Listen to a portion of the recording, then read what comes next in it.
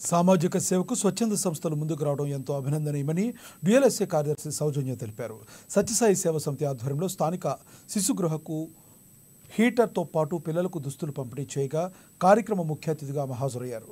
సత్యసాయిబాబా 99వ పుట్టినరోజును పురస్కరించుకుని సమితి ఆధ్వర్యంలో సమాజ సేవా కార్యక్రమాల్లో భాగంగా శుక్రవారం శిశుగృహాల్లోని చిన్నారులకు దుస్తులు ఇతర వస్తువులను పంపిణీ చేశారు.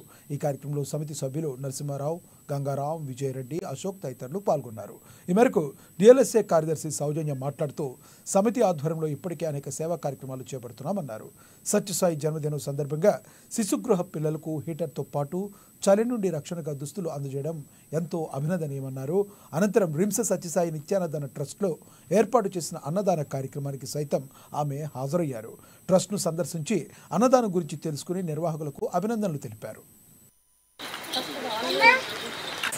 శిశు విహార్లో సేవా సమితి వాళ్ళ ఆధ్వర్యంలో చిన్నపిల్లలకి బట్టల పంపిణీ, అలాగే హీటర్ ఒకటి వాళ్ళు రూమ్ హీటర్ గిఫ్ట్ ఇవ్వడం జరిగింది.